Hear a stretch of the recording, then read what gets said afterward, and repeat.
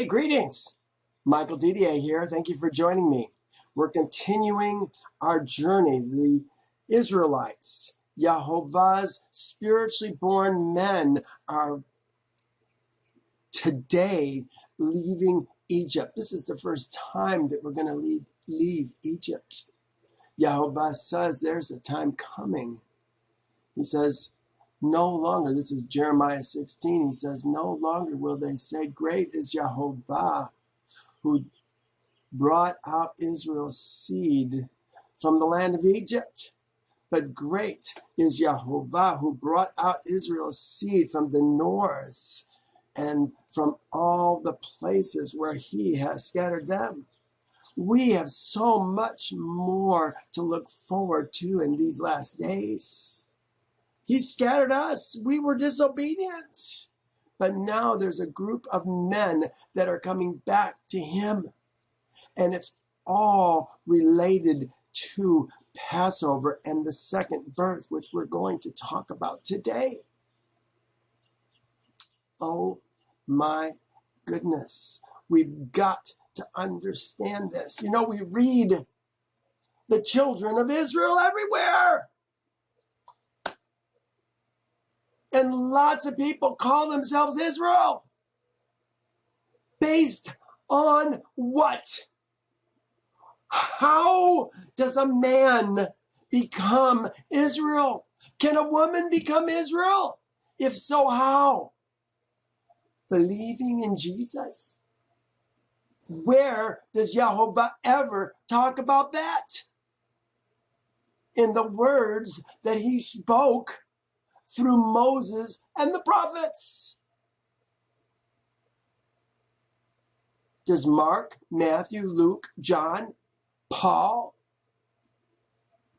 ever say anything about thus says Yahovah? We have much to learn.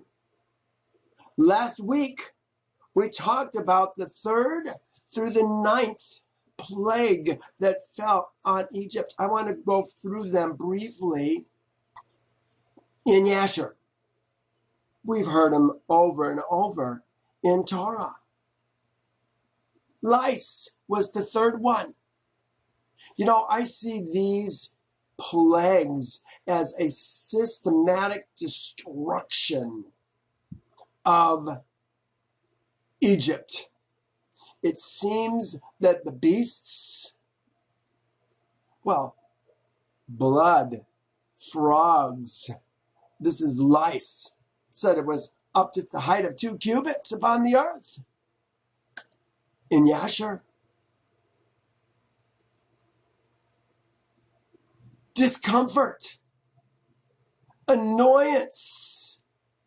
But beginning with the 4th plague, this was what we called swarms. Says in Torah, swarms. The translators add flies, like half a dozen times. Yasher seems to make these swarms beasts of the field. Fiery serpents, scorpions, mice, weasels, toads, flies, hornets. Yeah, there's bugs. But far more. And it says that they came, where is it? And destroyed all Egypt, man and beast and trees. This is the systematic destruction. Look at the next plague. This is pestilence. He sent the pestilence to destroy camels, herds of oxen. It says sheep. We have to understand that as zaon is the word that they're using there, which means sheep and goats, flocks, and man. By the time this plague was finished, look what it says, verse 26. There remained of the cattle of the Egyptians only 1 in 10, and the cattle belonging to Israel. In Goshen, not one died. The 6th plague was a burning inflammation. what was it? Boils and blains. Remember, it started as a boil and then broke out till they became rotten and putrid, hurting, destroying their flesh all over their bodies. But they did not repent. Oftentimes, Yahovah ended it in Yasher with, notwithstanding this, the anger of Yahovah did not turn away, and his hand was still outstretched over all Egypt. Over all Egypt. Apparently not Goshen.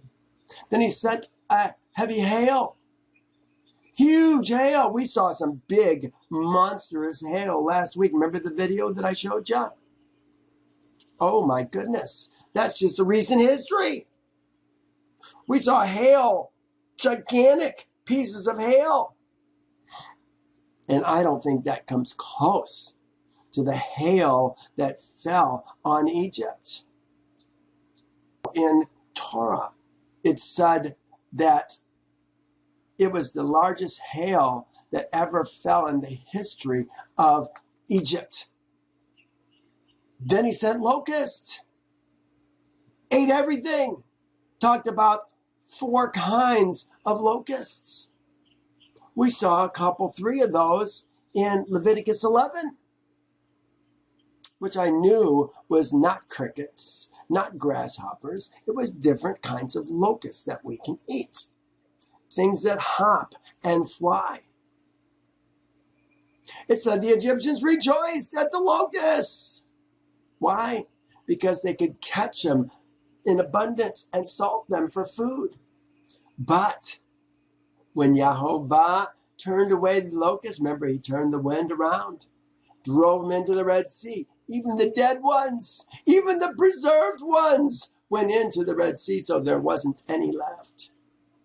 Again, taking away the hope of Egypt. So what the hail didn't get in the trees in the field, the locust got. So we've got all of our crops destroyed. All of our animals, the pestilence destroyed 9 out of 10. The hail destroyed the other ones. Systematic destruction of their hope and that country. They still have wealth, don't they? But we're going to see today that even that wealth is going to be delivered into our hands. When we leave Egypt today, most of their men are going to be destroyed. There's going to be elderly. There's going to be women. There's going to be children. They are targets for invading armies. But who's going to want to go there? They got nothing. The last plague was darkness. Ooh, that was interesting.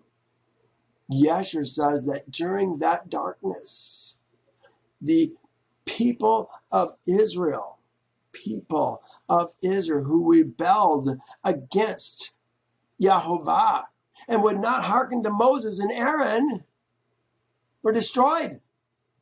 And he did it in such a way that the Egyptians didn't know it.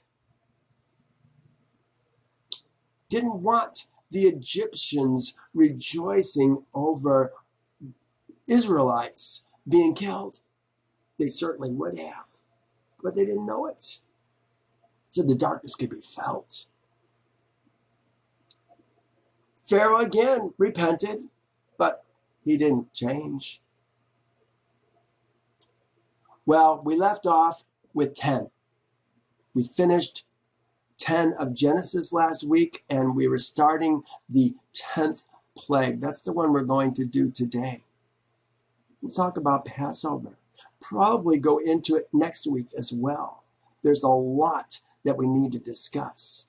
I want to start, if you don't mind, with just a couple verses in Yasher before I go to read Exodus 11, 12, and 13.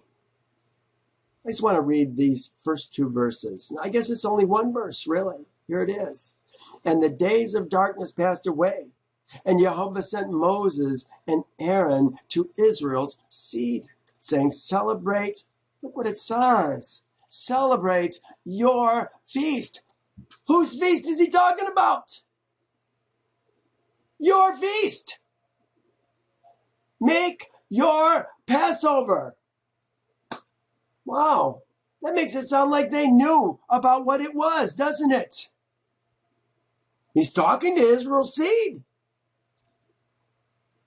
Not the Ger who are joining themselves to them, the sons of Jacob. There's going to be many of the sons of Jacob who are going to become Israel's seed at this Passover. It's about Israel's seed. We've got to understand it is not about the children of Israel. Who are the children of Israel? See, this is what we do. We use these translations. No definite article. Doesn't say children. It says seed. You know what? Let me explain something. I get criticized because I use this word seed. I love this word seed because it talks about multi-generational men. The seed of Heth are all the seed that came from Heth. His sons, sons, sons, sons. The seed of Jacob are all the seed that came from Jacob, his sons, sons, sons, sons. Not his daughters. We're talking about multi-generational men. We must understand this concept. We have Zerah that gets translated as seed. I think I need to start reading it as sperm so that we can understand this difference. When we talk about Israel's seed, we're talking about Ezra men. We're going to see how Agar becomes an Ezra man today. A spiritually born son of Israel. Yehovah's seed. Actually, they use the word kind. Yehovah's kasid, his kind. With the glory and the honor and the immortality that we were created to have. See, you'll never become Israel's seed if you think you're Israel's seed already. If you see yourself as the children of Israel, and that's how your understanding comes, you're never going to move ahead. How do you become a children of Israel? No, just the fact that they call the ha. There's no ha. It's Israel's seed. Celebrate your feast. It's Israel's feast, not the Gentiles' feasts, not the Egyptians' feasts. And make your Passover. Our Passover. You know what? I think it's really interesting that this is about all they say about Passover. Sure. For behold, I come in the midst of the night amongst all the Egyptians, and I will smite all the firstborn, the Bekor, from the firstborn of man to the firstborn of beast. And when I see your Passover, I will pass over you. Where is he going to see it? He's going to see it on our houses. Does Jehovah change? Does his word endure forever? Is there a time coming where he is going to have a Passover like this, where he's going to mark those men that are doing it and see all the others who did not? I think there will be. And I think it will be those men who are going to make it into the millennial kingdom alive. The rest are going to be destroyed. Or at best, may have the opportunity to join themselves, may have the opportunity to join themselves. Oh boy, I don't know. Let's talk about your servants in Joel 2. May have a chance to join themselves to the righteous men, Israel's seed, as their servants. But they won't be the great ones in Jehovah's kingdom. They're going to be the ones in the back, the shack in the back that we always talk about. I'd rather have a shack in the back. No, you wouldn't. Don't you want to be one of the great ones in Jehovah's kingdom? Oh, I want to be one of the great ones to Jehovah's kingdom. I want to be one of those men that Jehovah says, well done, thy faithful servant. I want to be a faithful servant. Well, let's turn to Exodus 11. Here it is. Let me start by saying this entire chapter happened after Moses leaves Pharaoh for the last time. Remember the last thing we read last week? Here it is, right after the 3 days of darkness. Pharaoh says, he said, Jehovah hardened Pharaoh's heart, and he would not let him go. Then Pharaoh said to him, get away from me. Take heed to yourself to see my face no more. For in the day that you see my face, you shall die. What did Moses say? You have spoken well. I will never see your face again. I think he did see his face again, but Pharaoh came to him. Ooh, isn't that interesting? Tell him to get out of the country. Just as Jehovah said it would happen. So here we are, 11. Again, this is after Moses spoke to Pharaoh. And Jehovah said to Moses, I will bring one more plague on Pharaoh and on Egypt. Afterwards, he will let you go from here. When he lets you go, he will surely drive you out of here altogether. Remember the last time the servants of Pharaoh, last time we met, I was going to say last week, it's 2 weeks. Last time we met, even the servants said, let them go, Pharaoh, they're destroying us. So Pharaoh decided to let him go. But he wasn't going to let the women go. He wasn't going to let the children go. Now he's going to do it. He says, he will drive you out of here altogether. He says, speak now in the hearing of the people. Let every man ask his neighbor, and every woman her neighbor, articles of silver and articles of gold. Remember, Jehovah has taken their crops. He's taken their animals. He's even taken their health. Now we're going to take their silver and their gold. And Jehovah gave the people favor in the sight of the Egyptians. Moreover, the man Moses was very great in the land of Egypt, in the sight of Pharaoh's servants, and in the sight of the people. What are we talking about? We're talking about men people. We're talking about Pharaoh, Pharaoh's servants, and the sight of Pharaoh's people.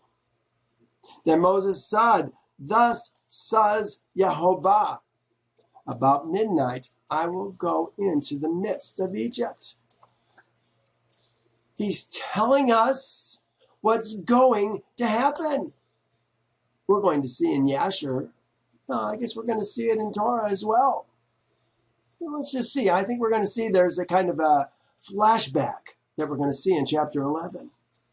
Then Moses said, who's he speaking to? He's speaking to the people. About midnight, I will go into the, that says Jehovah, about midnight, I will go into the midst of Egypt. And all the firstborn in the land of Egypt shall die. Firstborn. We're talking about Bekor. Bekor. Here it is, Bekor.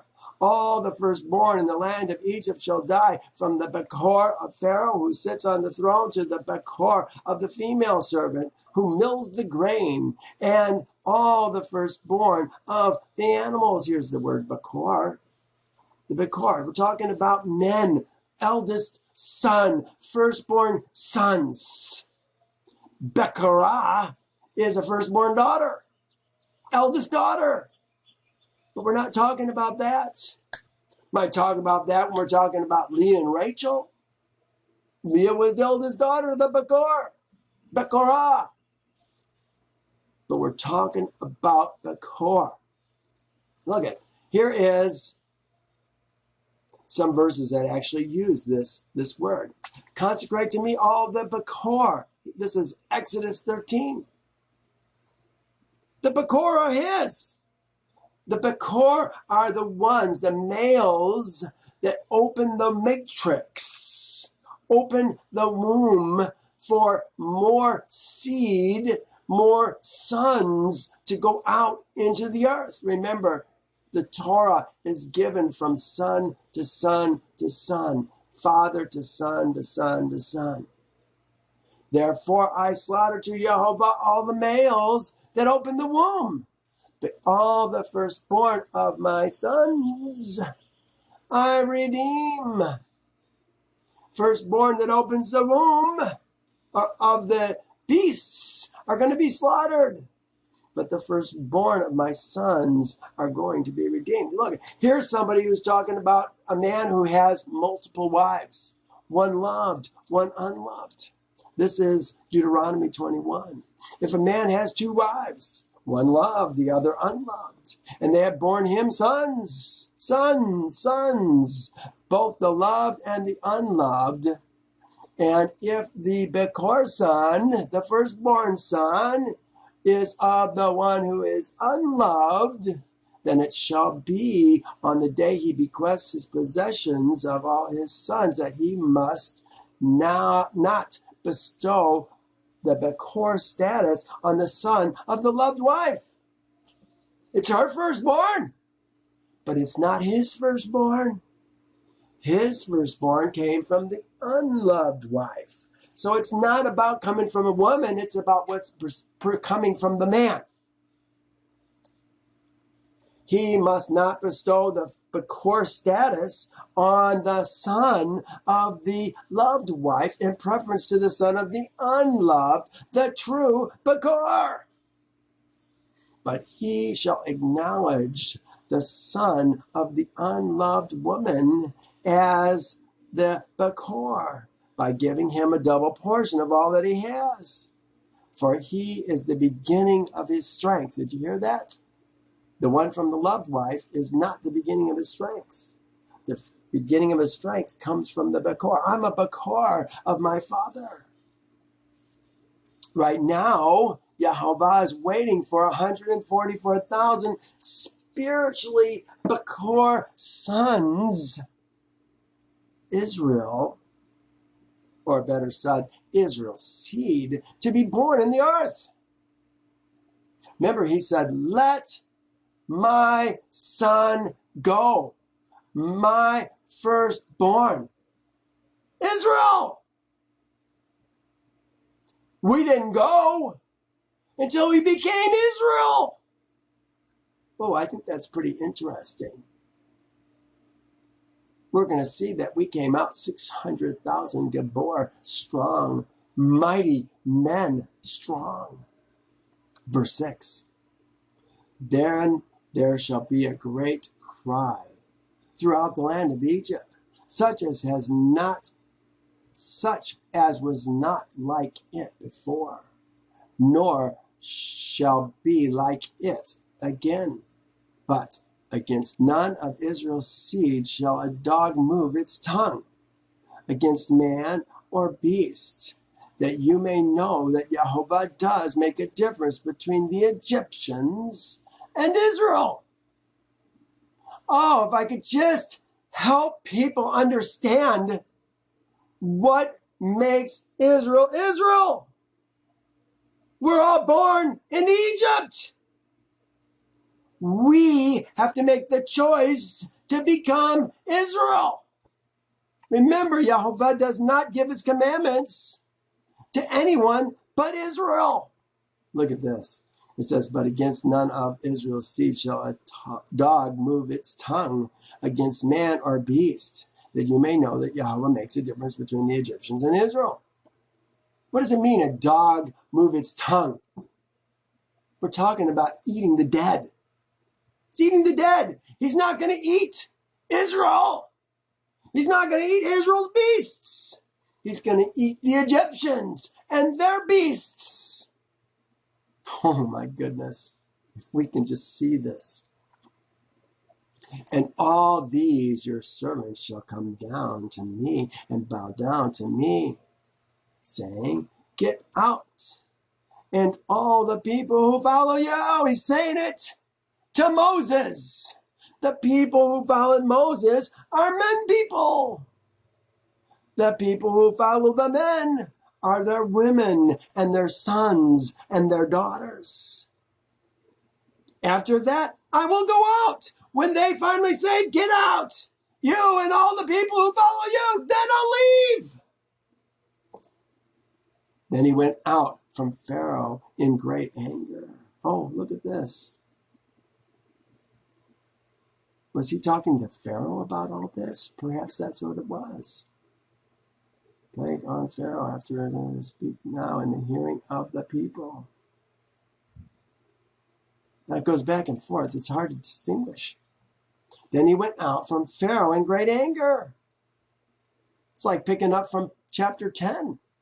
Again, going over that same spot. You will not see my face again. But Jehovah said to Moses, Pharaoh will not heed you, so that my wonders may be multiplied in the land of Egypt. So Moses and Aaron did all these wonders before Pharaoh. And Jehovah hardened Pharaoh's heart, and he did not let Israel's seed go out of his land. Now the 10th plague is going to come. Here's what Jehovah says. He's going to say it first to Moses. Then Moses is going to talk to Israel's seed. Here's how it begins. Now Jehovah spoke to Moses and Aaron in the land of Egypt, saying, this month shall be your beginning of months. It shall be the first month of the year to you. I want you to see this word month. What the word is. Here it is. Kodesh. Here, I put it over here. Kodesh. New moon. Implication, month. Jehovah's months begin with the new moon, the Kodesh moon. It's the sliver moon. Here it is. This is word study. No, yeah, this is word study. A masculine noun meaning new moon, month. They're used synonymously. Its use can be put into two categories. The new moon, the day when the crescent moon is once again visible. It is used in various phrases in the sense of indicating the day after the new moon. Well, the day after the new moon, why? Because the day after the new moon, we see the new moon at evening. The whole next day is the new moon. It's the new moon day, the first day of the month. But this has even more interesting things to say. First, it says, this new moon shall be the beginning of new moons to you. The new moons. There it is. New moons. New moon. It uses this month. Kodesh. Kodesh. Here it's using Kodeshim, the beginning of all the new moons to you. Then he says, it shall be for the first month of the year. So this particular new moon is going to be for the new month, for the new year. It is in the following chapter that we discover this. On this day, you are going out in the Aviv month. We want to write this as the month of Aviv, as if this particular month is called Aviv. But this particular month is the Aviv month. The Aviv month. The month that the barley is in the Aviv. Verse 9 says, now the flax, we read this already a few weeks ago. Now the flax and the barley was struck, for the barley was Aviv, and the flax was in the bud. But the wheat and the spelt were not struck, for they are late crops. Here's 34, also talks about Ha-Aviv. The feast of unleavened bread you shall keep. 7 days you shall eat unleavened bread, as I commanded you at the appointed time in the Aviv month. For the month of Aviv, the Aviv month, you came out of Egypt. The Aviv month, you came out of Egypt. It's the Aviv month that we keep the Passover to Yahovah as a memorial forever to all generations, an everlasting ordinance.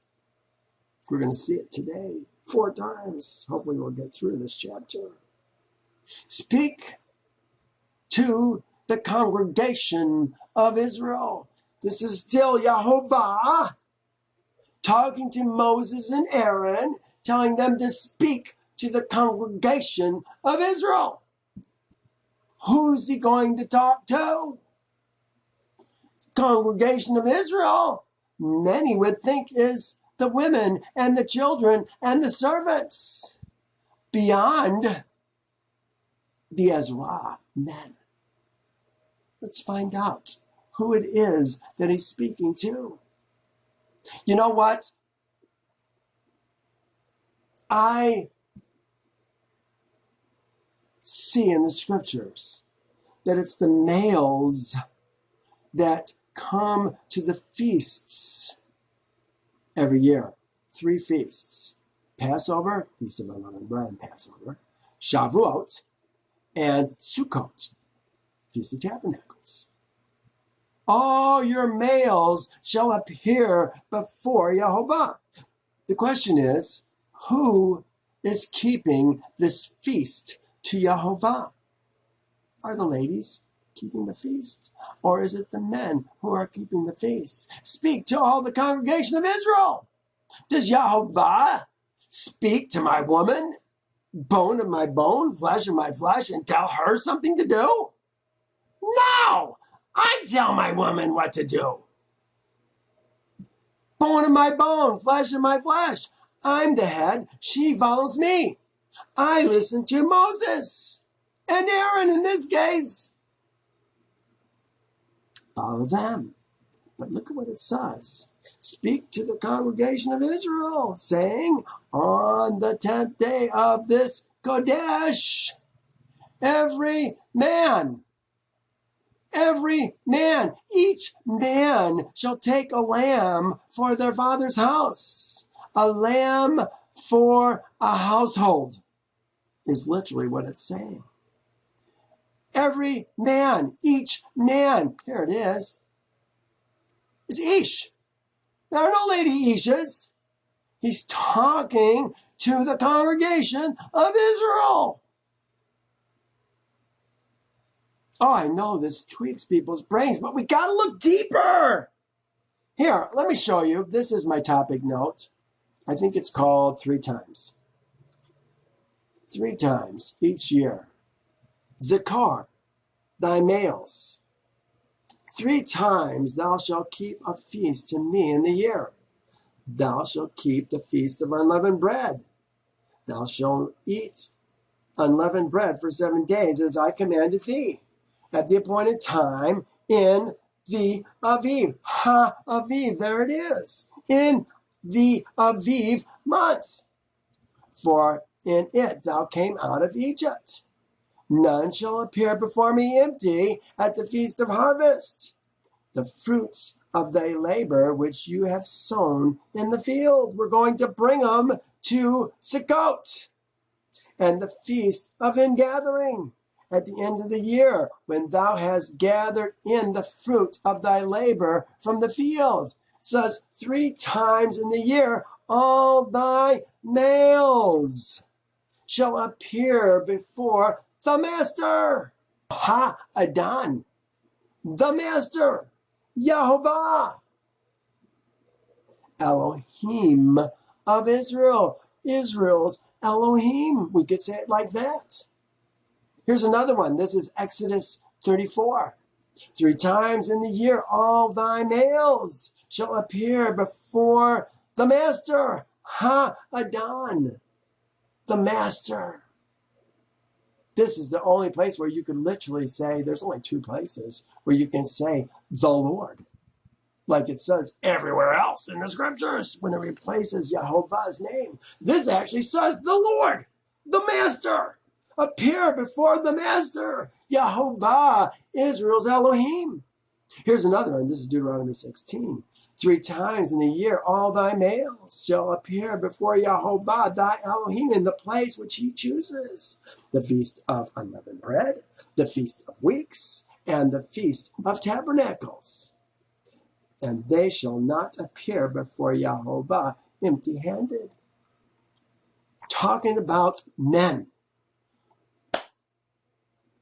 Did the men in the houses do things differently from the women in these houses, in their own houses? See, we tend to think, because we don't know any better, we don't understand multi-generational households. We don't understand, perhaps there was places where men ate, multi-generational men, where they could talk about man things, and potentially another place where ladies ate, servants ate. Is that possible? We're so indoctrinated into our nuclear families that we can't see this. And so we assume certain things that may not be there. Let's watch this carefully as we go through this today. Watch for differences in sexes.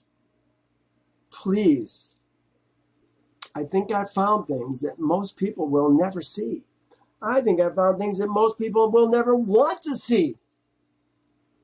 But just because you don't want to see it does not mean it's there. There are men today who are going to be coming Ezra men. It's not about the ladies. We'll see as we go. Let's continue. Verse 4. And if the household is too small for the lamb, let him and his neighbor next to his house take it according to the number of persons, according to each man's needs. This word persons is this word right here. Oh, where are we? Oh, I know. Here we are. Right here, nephesh. Nephesh. You know, we talk about nephesh, oftentimes we're talking about ladies too, persons. But I'm not sure that we're talking about ladies right now. Look what it says. And if the household is too small for the lamb, let him and his neighbor next to his house take it according to the number of souls, according to each man's needs. You shall make your count for the lamb, according to each man's needs. Could go either way, couldn't it? Could persons be lady persons? You tend to think so. But we don't understand when it's talking about people, when it's talking about persons. Oftentimes it's talking about men persons. Let's keep looking. We've got to go deeper. He says, your lamb. Whose lamb? Speak to all. This is still Moses, or Yahovah talking to Moses. Here, let's double check this. Now Yahovah spoke to Moses and Aaron. Speak to the congregation of Israel. He's still talking to Moses and Aaron. It says your lamb. It doesn't say your lamb. It says a whole lamb. Let me read it to you what it says here, because I want you to see some things that again, they pervert our understanding. It says, your lamb shall be without blemish. Without blemish. Without blemish. Jesus, the spotless lamb who takes away the sins of the world. Don't you know he didn't have a sin on him? Never touched anything unclean, never needed to be. He's a man. It's not about without blemish. The word here is tamim. Look at what the word means. It doesn't say without blemish. It says whole, entire, integrity. It gets translated. See, you look at these definitions. Now, let me go back to it. See the definition. See the dash there? It says integrity, truth. Then it says dash, without blemish, complete, full, perfect. Since that's all men. This is all how it's translated. This isn't the definition for it. The word is entire. Entire. The whole thing. There are places, and we're going to see it when we get to Leviticus, that we're going to talk about something that is without blemish. But that is a different word altogether. Right now, we're talking about a whole lamb. More than that, a whole member of the flock. I put lamb here in red. Why? Because he says, you may take it from the sheep or from the goats. So it's not about a lamb, even though it says lamb. It's about a member of a flock. Say is the word that we're using. A member of a flock. That is a sheep or a goat. That's what a say is. So when we say lamb, we're not talking about a lamb. We're talking about a say. And that say can be from the sheep or from the goats. It's got to be a male. It's got to be of the first year. First year means 0 to 1. Birth, actually you can't use an animal that's less than 8 days old. 8 days to 1 year old is how old this male lamb has got to be. It's got to be a male lamb. Was Yeshua of the first year? Is Yeshua a say? When does Yahovah use child sacrifice? Child slaughtering? No, that's not what we're talking about. A lamb, a member of the flock, a male, zakar is the word we're using there. That's always male, male, of the first year. You may take it from the sheep.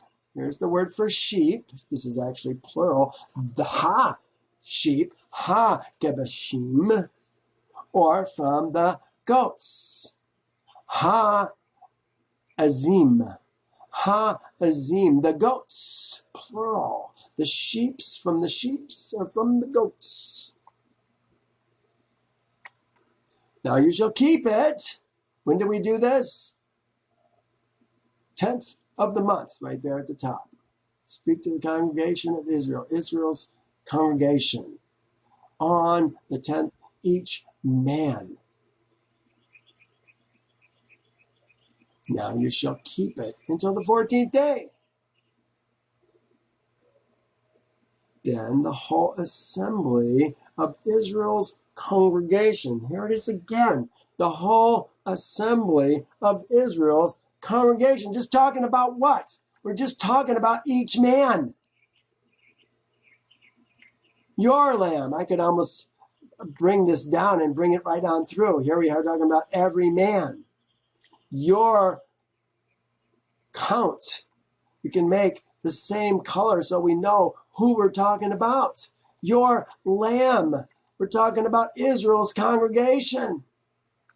You shall take it from the sheep or from the goats. Now you shall keep it until the 14th day of the same month. Then y'all, who's y'all? The whole assembly of the congregation of Israel shall kill it at twilight.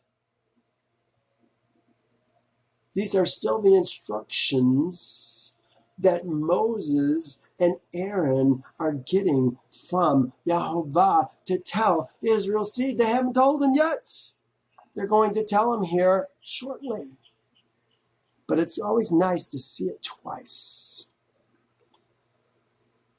And they shall take some of the blood. They, who's they?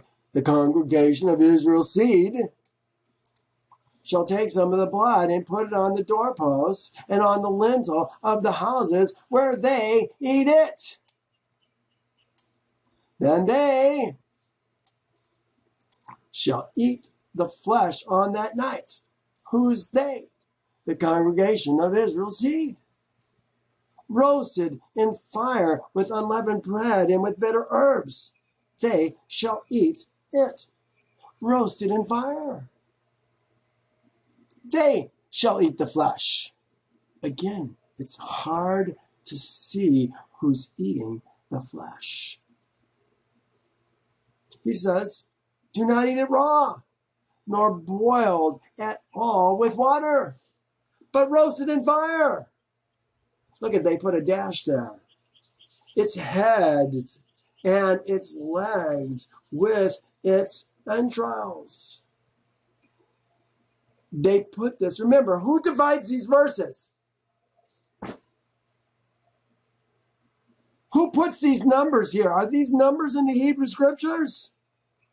Is verse 9 divided from verse 10? I think we've got more lies. People, the world, its religious institutions, especially the Catholic Church, but really all the Christian denominations, they do not want you to keep a real Passover, man, because they know, maybe they know, some know, Satan knows that you will become the Kassid, God kind, the Ezra man, when you leave the kingdom of your birth and enter into Passover. You're going to start following another Elohim. So, in order to keep you from doing that, they're going to make it as egregious as possible. They're going to make it look like you're supposed to eat it with its head and its legs and its entrails. Do we cook our meat with the poop in it? With the urine in it? No, we get rid of all those things. And then we cook our meat. Here's how I would divide this differently. Do not eat it raw nor boiled at all with water, but roasted in fire. Its head and its legs and its entrails you shall let none of it remain until morning. Anything that does not remain until morning, you shall burn with fire. See, it's all about where you put the period. It's about how you do the punctuation. You can make it very egregious. Oh, we got to eat the meat with its entrails. I ain't going to do that. That's what we think. Not going to do it. Can't do it. It's poisonous. But it's because we read it wrong. You shall let none of it remain until morning, and what remains until morning you shall burn in the fire. Here's what a few other people said. Do not keep any of it till the morning. Anything which is not used is to be burned with fire. Let nothing remain till morning. It's almost like Yahovah is giving you a backup. You know, the first time we kept Passover, we did all the things that we were supposed to do and thought we had done it perfectly. But the next morning we woke up, and because we were finishing up in the dark, we found the goat's testicles on the ground. Somehow we missed it. It fell out. It dropped. I don't know. And so we had to take it and burn it in the fire. Well, that's exactly what Jehovah is talking about. If you bring it into the house, you have meat in the house. But you're not going to eat all the meat. When we cook ours, we still have the legs and the head on it. We don't have the entrails on it, but we have the leg and the head on it because we don't want to break any bones. We're not supposed to break any bones. So we cook it all together. Well, the brains stay away from the rest of the meat. The legs, of course, they're just being cooked with all the rest of the meat. And we end up with a very beautiful tasting, moist piece of meat. But what remains has to be burned in the fire in the morning. You shall let none of it remain until morning. Anything that remains until morning you shall burn. You shall let none of it remain until morning, and what remains until morning you shall burn in the fire. All right, verse 11. This is still Moses and Aaron listening to what Jehovah has to say. They haven't started talking to Israel's seed yet. And thus you shall eat it, with a belt on your waist, your sandals on your feet, your staff in your hand. You shall eat it with haste. It is Jehovah's Passover. For I will pass through the land of Egypt on that night, and I will strike all the Bakor. The Bakor, here we are, the Bakor again, talking about men, eldest sons. For I will pass through the land of Egypt on that night and will strike all the Bakor of the land of Egypt, both man and beast. And against all the Elohims of Egypt I will execute judgment. Against all the lawmakers and judges of Egypt I will execute judgment. I am Jehovah. Remember, we were talking about Jehovah putting his name on what he says. I will do it. Don't bet against my words.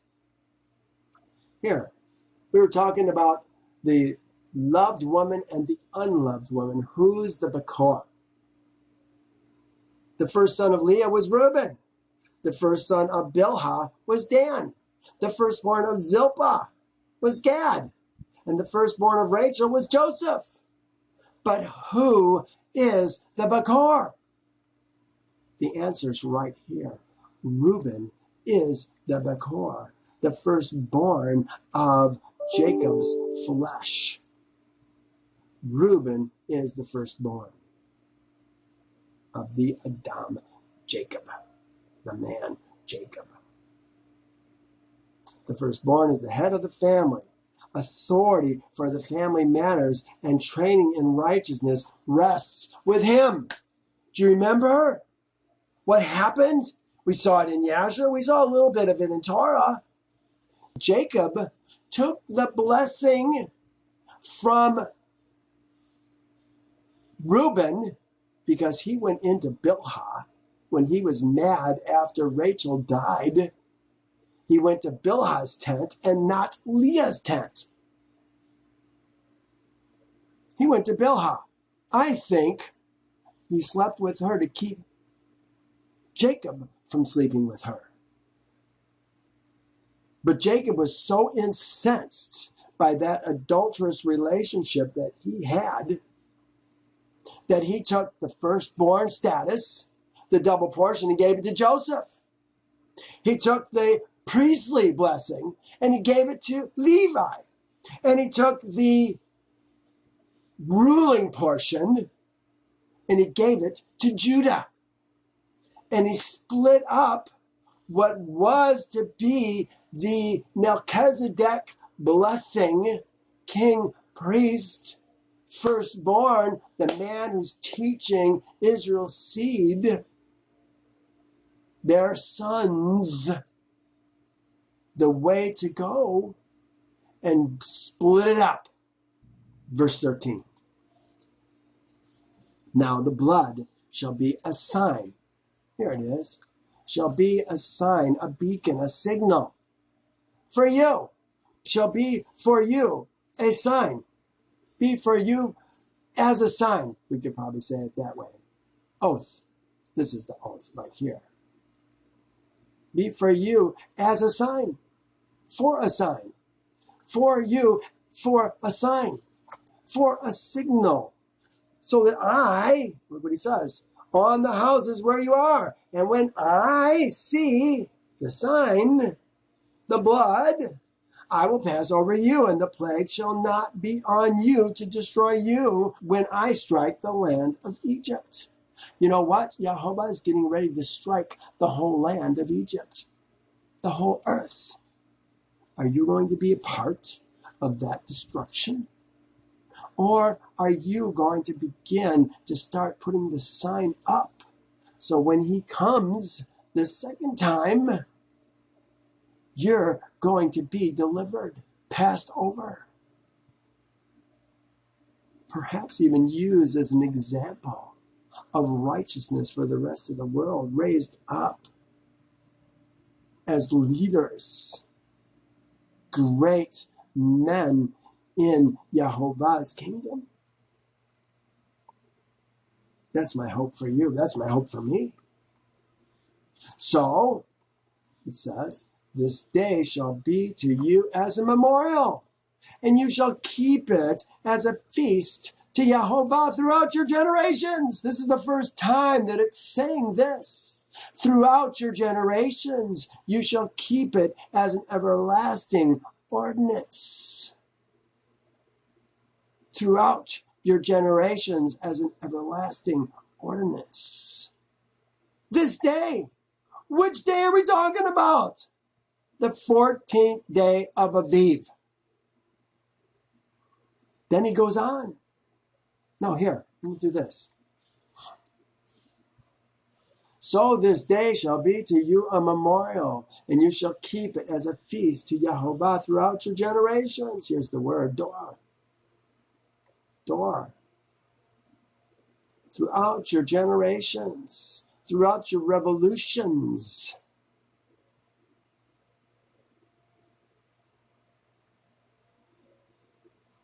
Your dor, your revolutions, by ordinance, olam, forever,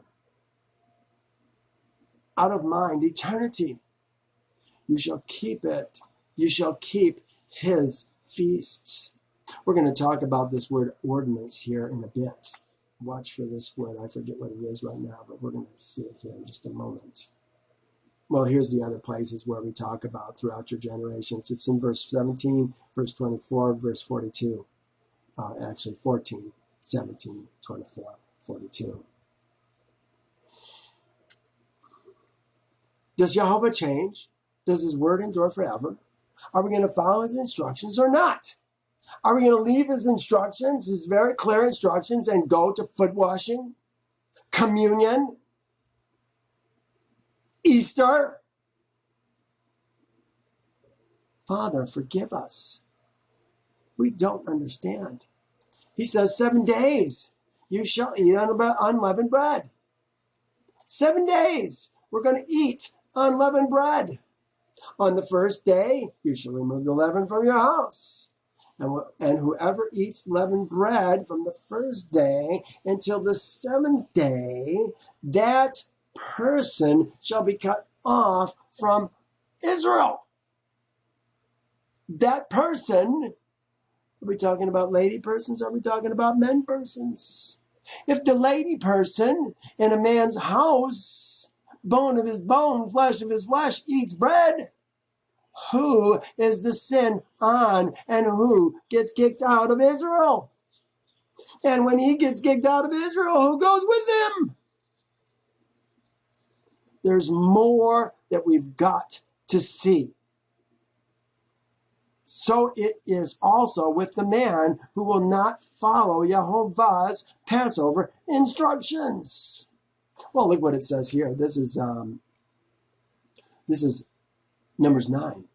He says, speak to Israel's seed, saying, if anyone among you or your posterity is unclean because of a corpse, or is far away on a journey, he may keep Yehovah's Passover. He may still keep Yehovah's Passover on the 14th day of the second month at twilight. They may keep it. Look, he's given us a second chance to enter into covenant with him.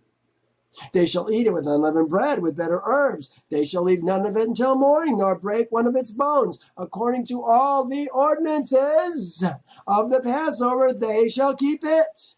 But the man, Ish, who is clean, Tehor, Tameh is unclean, Tehor is clean, and is not on a journey and ceases to keep the Passover, that person, we're talking about man person, aren't we? The man, that same person. There it is, Nefesh. But it's the man is that we're talking about. Shall be cut off from among his people because he did not bring the offering of Yehovah at the appointed time. That man shall bear his sin. Isn't it interesting? The man who does not keep it shall bear his sin. That means the man who does keep it shall not bear his sin, and he will not be cut off from among his people, because he's doing the thing that he was created to do. He's worshiping Yehovah by following Yehovah's set-apart instructions for this day every year.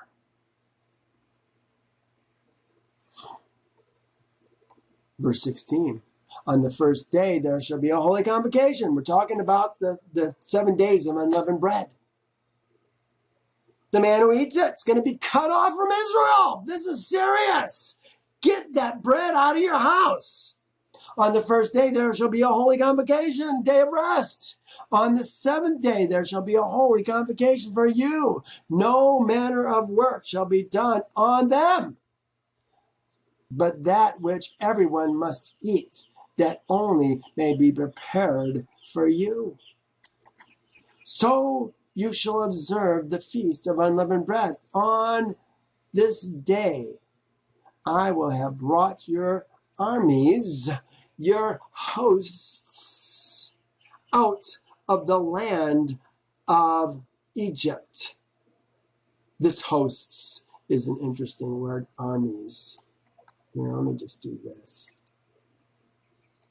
I think we need to understand this. We're talking about men, armies, men, hosts. Yeah, the hosts are going with their women and their children and their servants and their cattle and their flocks and whatever else they have. There's hosts. There it is. This is a plural form of this particular word. Zabah. Zabah, mass, persons, army, campaign. I think it's interesting that it's a plural form. I think it's because we're talking about multiple tribes of men. Each tribe is a host. Let's watch for that as we go through this. Going back to New King James. Your armies out of the land of Egypt. Therefore you shall observe this day, here it is, number 17, throughout your generations as an everlasting ordinance. Who are we talking about? You, Israel, shall present this day, the congregation of Israel, throughout your generations. Let's make sure we understand who we're talking about. In the first month, on the 14th day of the month, at evening, you shall eat unleavened bread until the 21st day of the month at evening.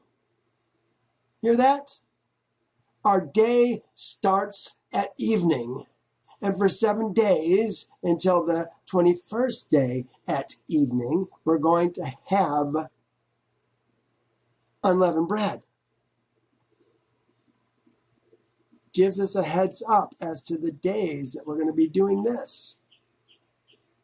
Then they shall eat the flesh on the night, roasted in fire with unleavened bread. Again, he told us that we were going to eat the meat with unleavened bread. Now, here we are talking about unleavened bread again, and he's starting it when? 14th day of the month at evening, when we're going to eat the flesh that's roasted in fire. For 7 days, no unleavened bread shall be found in your houses, since whoever eats what is leavened, that same person shall be cut off from Israel's congregation. Israel's congregation. Let's make sure we understand who we're talking about. Men!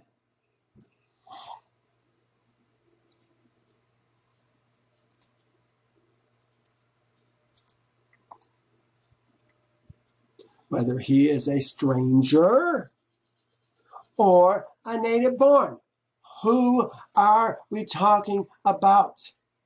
Stranger or a native born? It just makes my case all the more because we're talking about the Ger and the Ezra.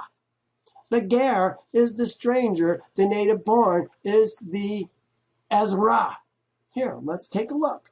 I got to show you. Here it is. The stranger is this man right here, the Ger. Whether a Ger or an Ezra, native born of the land. Another way of saying it. See what we're talking about. And it's talking about souls, persons. But both the Ger and the Ezra are men, not ladies. There are no lady Ger, there are no lady Ezra. Doesn't happen. A woman becomes a daughter by virtue of her relationship with her man and his relationship with Yehovah. You're either a Gentile or you're a Ger or an Ezra. But if you're part of Egypt, a Gentile, not Yehovah's people, you've got to strive to become Yehovah's people. Don't assume that you're Yehovah's people. Work it out. So do you understand, how did I become Yehovah's people? Show it in the Word.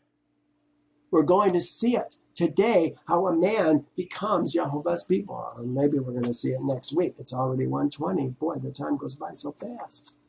We haven't even started talking about what Moses is going to say to Israel's seed. We're almost there. He says, for 7 days, no unleavened bread shall be found in your houses, since whoever eats what is leavened, that person shall be cut off from among the congregation of Israel. Israel's congregation, whether he is a stranger or a Ger. He says, you shall eat, you shall eat nothing leavened in your dwelling. You shall eat unleavened bread. You shall eat unleavened bread. Now, Yehovah's finished talking to Moses and Aaron. Now Moses is going to do what? He's going to call for all the elders of Israel. The elders of Israel. Who are the elders of Israel? First of all, they're spiritually born men. But they're men, heads of their families. These could be men who are ahead of families, and we're going to pass it down. He may be speaking to the elders of the tribe of Ephraim, elders of the tribe of Gad, elders of the tribe of Judah.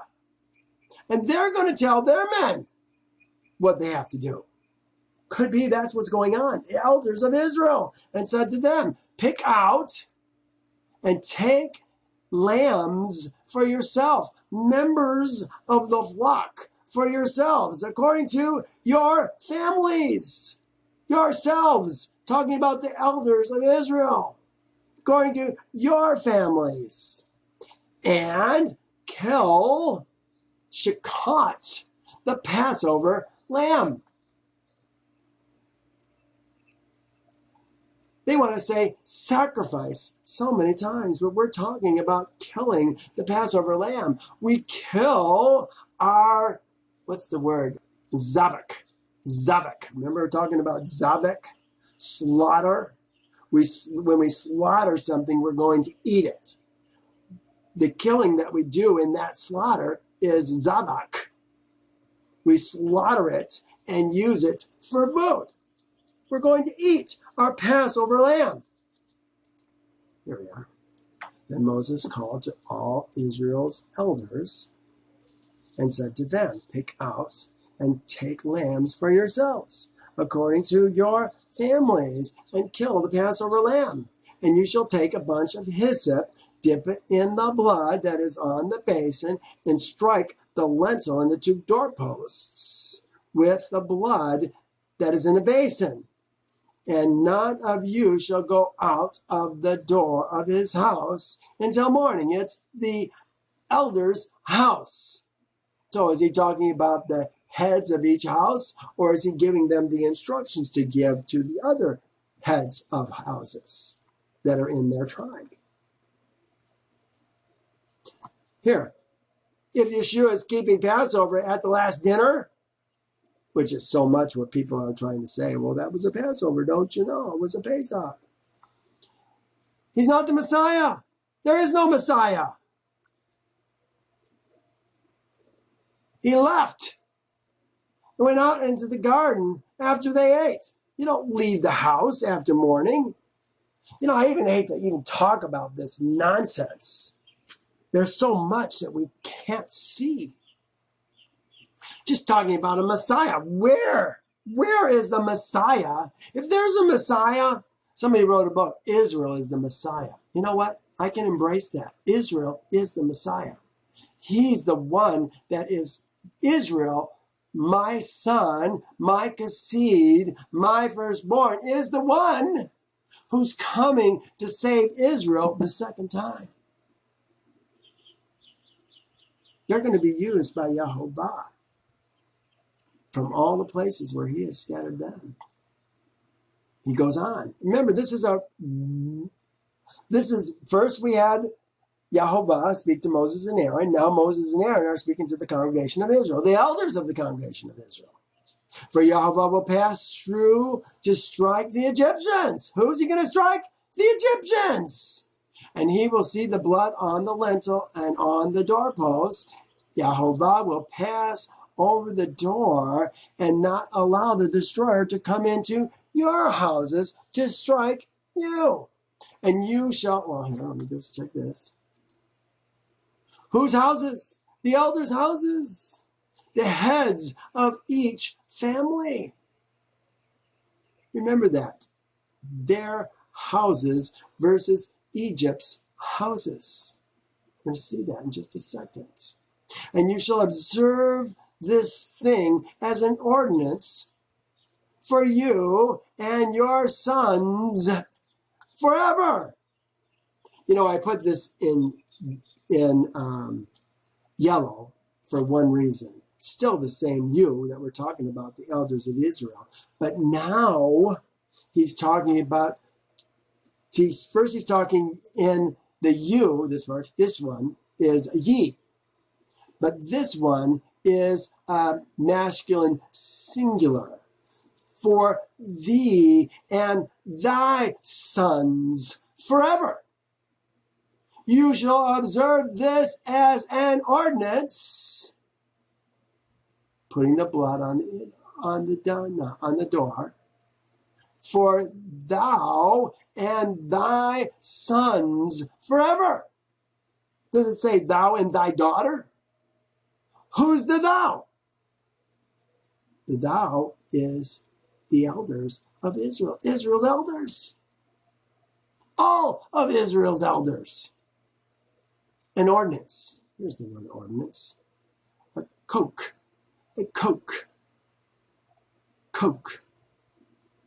And you shall observe this thing as a coke for you and your sons, for thou and thy sons forever. I think this is interesting. Coke. There's two ways of spelling this. Coke, enactment. Coke, meaning substantially the same as the last word. 2706. Coke. Coke. It's just spelled a little bit differently. One is het cough and one is het cough. Hey. Looks like hey.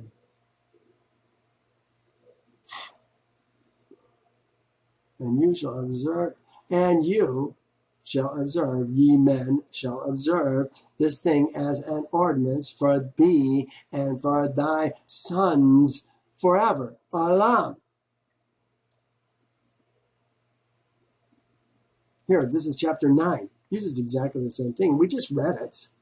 They shall leave none of it until morning, nor break one of its bones, according to all the ordinances. Here's that same word. Kokah.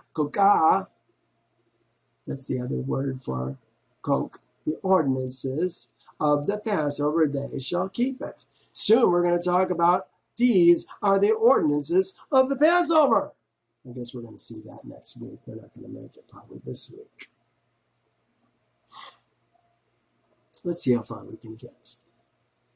It will come to pass when you come to the land which Jehovah gives you. Remember, he gives Israel the land. The elders of Israel are going to get the land. The ladies are going to be with them. Their children are going to be with them. And the land's going to be passed down to their sons, not their daughters. It will come to pass when you come into the land which Jehovah will give you, just as he promised, that you shall keep this service. We're going to be doing this service, these ordinances in the land which Jehovah gives us. It's the very first thing we're going to do when we cross the river. Joshua 4:5-3 is we're going to keep a real Passover. We're going to circumcise all our men and keep the Passover. For this next 7 days, it looks like we're going to be marching around Jericho. And then on the 7th day, the walls are going to fall down with a great shaking of the earth. Will we see that in future events? I wonder. Be so interesting to see, won't it? Look what it says. And it shall be when your sons, your sons, this is not children, this is not toph, there's words for toph, children. This is your sons, your banim. This is it right here. It's a conjugation between your, kaf, mem, and banim. They drop the M, they put on the kaf and the mem. Your sons. This is not children, this is not daughters. And it shall be when your sons say to you, elders, what do you mean by this service? Here's what we mean by this service. And you shall say, I rewrote this because we can't see it. It is the Passover slaughter. Here it is. Slaughter. Zavik. Slaughter. It's the flesh that we eat. And you shall say, I'm reading down here now. And you shall say, Passover slaughter. It is to Yahovah who passed over the houses of Israel's seed in Egypt. When he smote the Egyptians' houses. Remember, we were talking about a sign that we're putting on our houses so that Yahovah will leave those houses alone. We have our houses, Israel's houses, and we have the Egyptians' houses. My house, the house that I was living in the last time I kept Passover, had blood on it. And delivered the people who were bowed head, humbled themselves, and worshipped him acted in accordance with his desire for his men, who bowed, I like that, who had bowed heads, humble men, men who laid down their life and followed Yahovah's instructions, bowed their heads and worshiped. This is what it's all about. So that our sons understand that by humbling ourselves and worshiping him, worshiping Yahovah, we are preserved. Do you want to be preserved? I want to be preserved. The last thing I'm going to do is not keep the Passover every year. I'm going to keep the Passover every year one way or another. I've never had to go to the second month, but I will if something were to happen. It's not an option not to do it. Look what it says. Then Israel's seed went away and did so, just as Jehovah had commanded Moses and Aaron, so they did. Not talking about the ladies, we're talking about the men doing it. The Ger and the Ezra. It's going to affect their sons. We're going to see that you can't keep the Passover if all your males aren't circumcised. And it came to pass at midnight that Yahovah struck all the firstborn, the Bekor, in the land of Egypt. From the firstborn, the Bekor of Pharaoh, who sat on his throne, to the Bekor of the captive, who was in the dungeon, and all the firstborn of the livestock. Bekor, remember, it's the livestock that we bring to Yahovah. They're his. They get slaughtered. We bring them to the priests. So Pharaoh rose in the night, and all his servants, and all the Egyptians, men,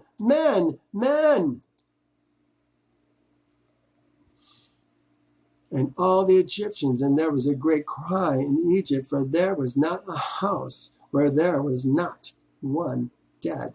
Maybe an exaggeration. Is it possible that there was a house that didn't have a firstborn in it? I suppose. But remember, we're talking about extended families for the most part. We didn't have nuclear families like we do now. Me, my wife, and my 2 kids. That's the nuclear family. That's a perversion. We were never to live like that. No, we live in such a way that we can have large homes and take care of the elderly, be a place for taking care of widows and orphans. Nowadays, we can hardly do it because we've so perverted our living situation. Let's continue. Verse 30. So Pharaoh rose in the night, he and all his servants and all the Egyptians, and there was a great cry in Egypt, for there was not a house where there was not one who was dead.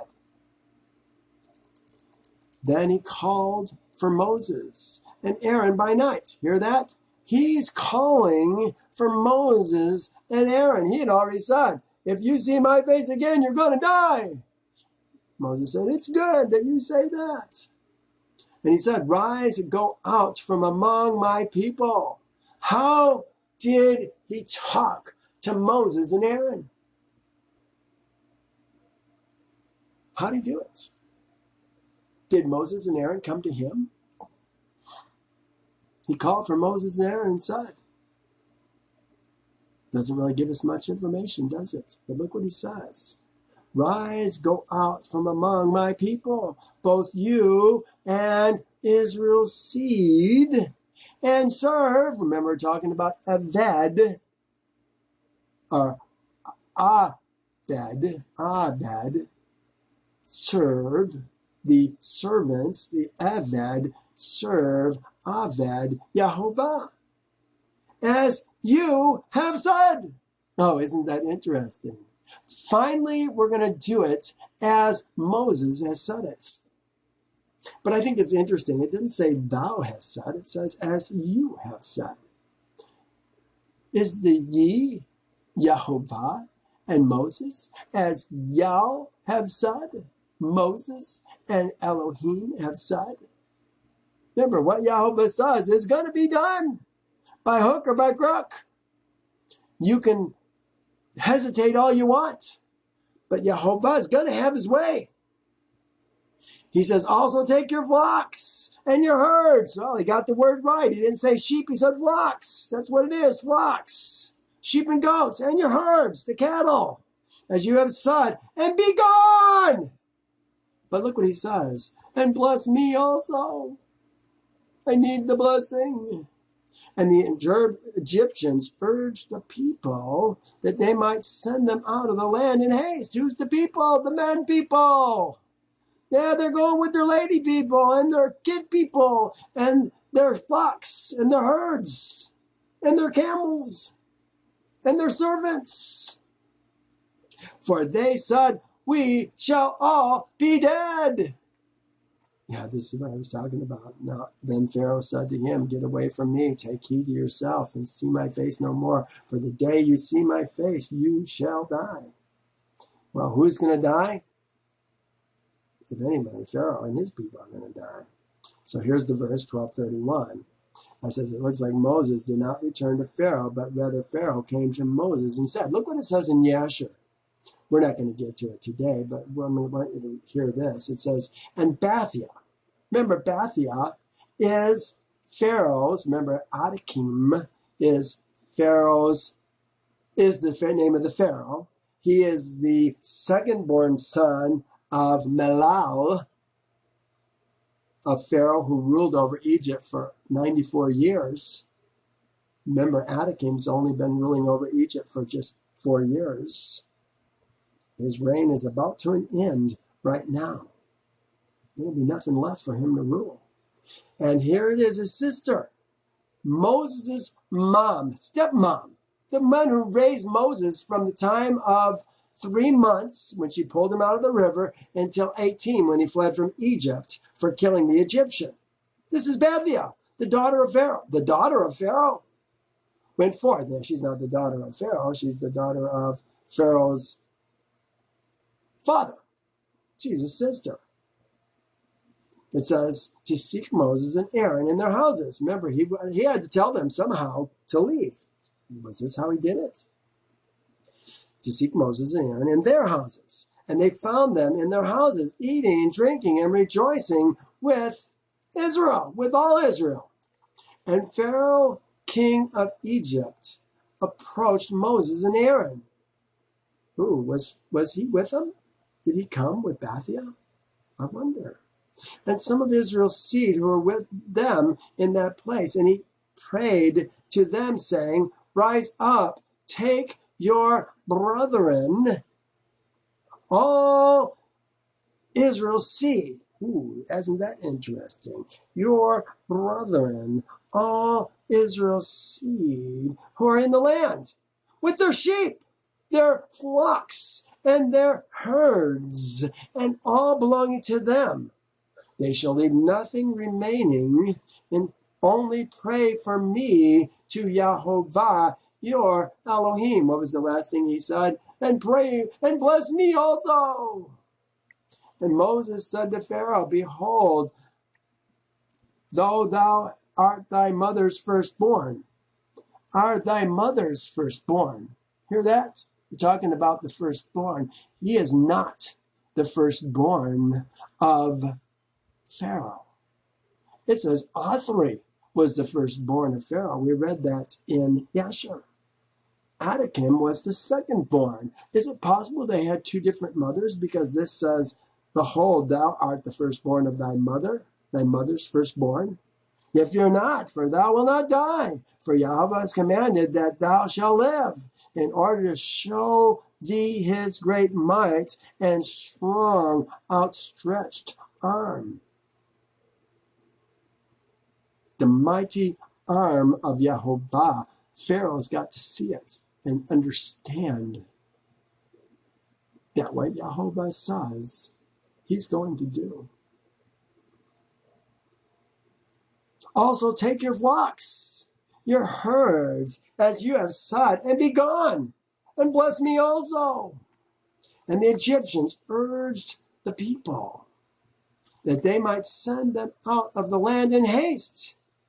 For they said, we shall all be dead. So the people took their dough. The people took their dough. The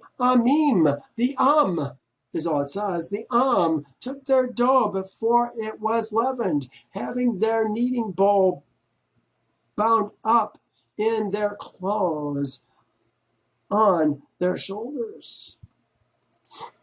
Now Israel's seed had done according to the word of Moses. And they asked from the Egyptians articles of silver, articles of gold, and clothing. Remember, Yahweh promised that when they left Egypt, he said, your seed will be in the land of Egypt for 400 years. And when they come out, they're going to come out with great riches. We had to come out with great riches because that's what Yahweh promised. I put Israel's seed has done according to the word of Moses. That's what they said. Israel's seed has done according to the word of Moses. That's what they do. Nothing has changed. We still do according to the word of Moses. I read that. Then Israel's seed journeyed from Ramses. Oh, no, maybe not. And, is that the same word? People, yeah, it is, okay. And Yahovah had given the people favor in the sight of the Egyptians. So they granted them what they requested. Thus, they plundered the Egyptians. Then Israel's seed journeyed from Ramses to Sukkot. About 600,000 men. Look at the word here for men is this word right here, Gabor. Gabor. Valiant man, warriors. We're talking about men. Men. Then it says, on foot besides children. Here's children. This is the word for children. Tough. That is the word for children. With tough, it says. They put besides tough. It's with tough. But where the men go, so do their women. Bone of their bone, flesh of their flesh. They don't mention the women. Why? Because they're lost in their man. We see this all over the scriptures. We're going to see it many times as we go through the scriptures. We've already seen it many times, but we're going to see it much more in the future. It says, a mixed multitude went up with them also, and flocks and herds and great deal of livestock. Ger and their families. They're the mixed multitude. The Ger and their families. It doesn't say Ger. It just says mixed multitude. Here, let's take a look and see what it says.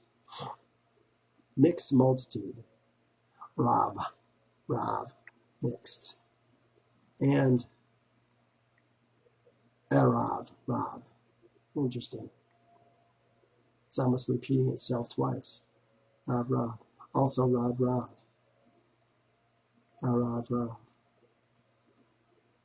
Mongrel, mixtures.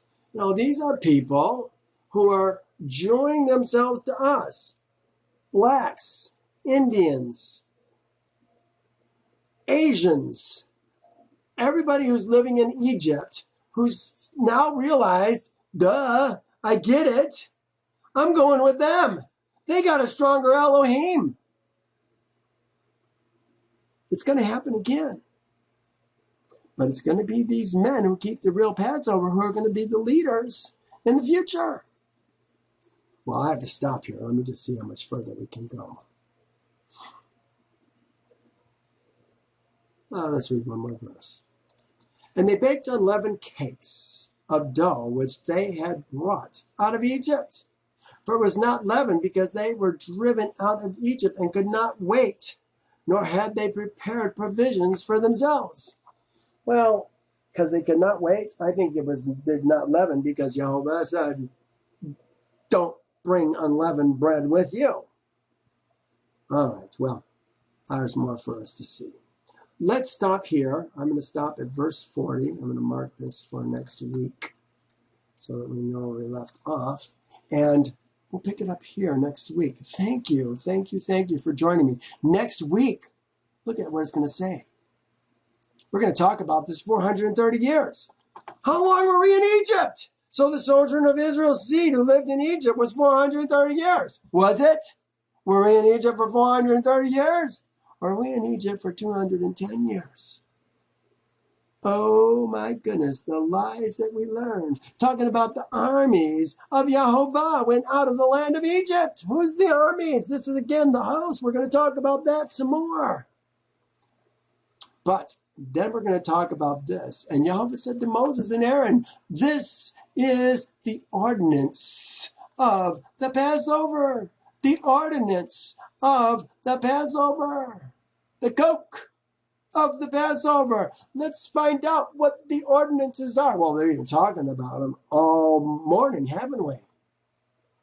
But there's more to be seen. We're going to see who it is that eats the Passover. And again, it's all about men. The first one we say that doesn't eat it is the Ben Nakar, the son of the foreigner. Not the daughter of the foreigner, the son of the foreigner. It just says foreigner. But we can't see it because we don't see the Hebrew. Well, so much more to see, so much more to understand. Please join me again next week. We're going to continue on these Passover instructions. It's amazing. Thanks again. We'll see you soon. Love you tons.